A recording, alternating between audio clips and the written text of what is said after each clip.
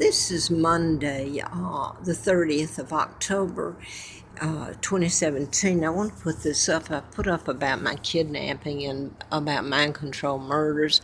I usually show Larry Flynt an endorsement he did during a campaign to replace a doctor congressman I wrote about in Atlanta, Larry McDonald. Went down into the KAL, shot down August 31st of 83. What I want to say here, the FBI issued me a letter back in June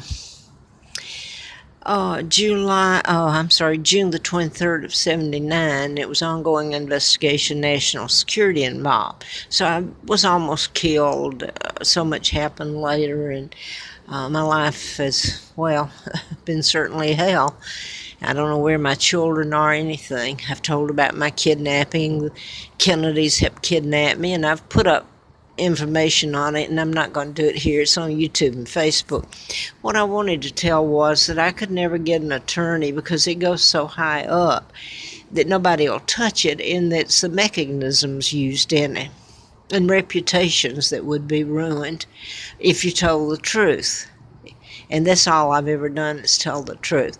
I was watching Megyn Kelly this morning briefly, and she was interviewing a young man that evidently had a lot to tell about people high up.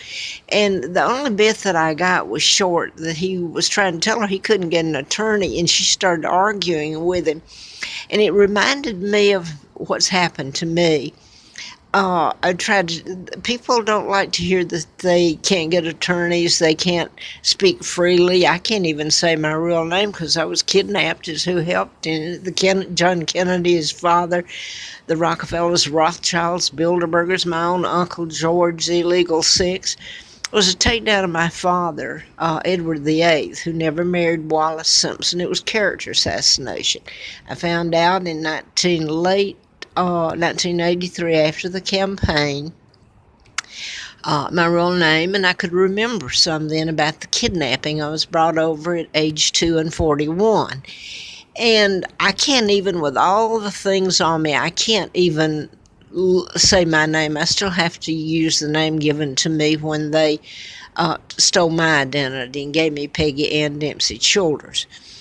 So when I was doing the book in 76, 78, 79, Larry Flynt was shot, and it was a program shooter, and I was writing about mind control murders and being done in patterns and could be proven. Now, I want to say this.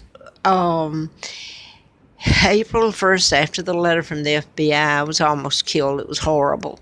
I was taken across the state line where I worked for Fred Simpson. And by the way, I finally got the tox report that I've spoken about that was never done. It's a horror story. And my ex-husband got it. They wouldn't let me have it. And he showed what had been done to me in Atlanta. And it was, rather than send it to the Alabama lab where it was finally done, supposedly, 9 days later, it came back from the Georgia crime lab in Atlanta. And I'm not going to get into that, except I had put an ad in the paper because I'd done the book and I needed it retyped. I'd run out of money and I had to go back to work. And was trying to get it published and thought things would be okay. Well, the girl that answered gave me her phone number, and she said, well, if you want to know how it's going, just call me. When I called her, and this is prior to 80, April Fool Day of 80, when they almost killed me, and I was across the state line and worked for the district attorney, Fred Simpson, in the condition I was in. I shouldn't have been alive. But the Atlanta crime lab, the Georgia crime lab in Atlanta answered, and I was shocked. And I asked, did she work there? And they said yes, and they connected me. And she said, yes, she was typing my book then. And she was typing my book there on their typewriters and everything. So anyway, I wanted to get to this, back to Megyn Kelly. The young man was sitting there, and evidently I didn't hear that much of it. But evidently he wasn't able to get an attorney. I've tried to get legal aid. I've tried to get attorneys money that's due me. life insurance policy that I should have gotten from my ex-husband, and his new wife, I didn't even know he'd married during all this in April of 80. And evidently she put it in, somehow she got it, and it's in her account, and they tell me I'd have to use probate court, and nobody will represent me. They say that not at this time. So the legal aid, nobody will touch it, me. So I can identify with this young man sitting there being drilled when you say you can't get an attorney, and somebody turns around and said, well, yes, you can. This is America. You have all these people. Well, that's baloney.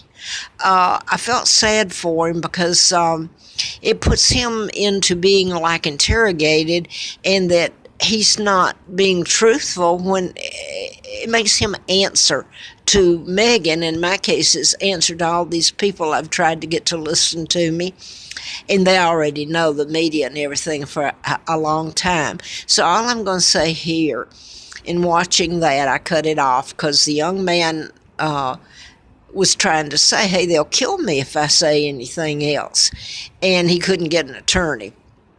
And it's almost like drilling him in. Well, now they don't believe him. And I looked at the audience, paying the audience, and I thought this girl that sat behind him, listened to it, she looked like she was bored. I can remember in Atlanta when I went back after 1980, went back, and the FBI, I spoke with an agent. And he said to me, he said, you know what you're telling people bores them. What you're saying. I was talking about mind control murders. I didn't know about my kidnapping at the time and my real name, and about doing the book and everything. Well, they already knew. The FBI did. I know that now. But he said to me, you know what they do with it? And he pretended to yawn. He said, you bore them. It's only when they find out how it affects them that they care.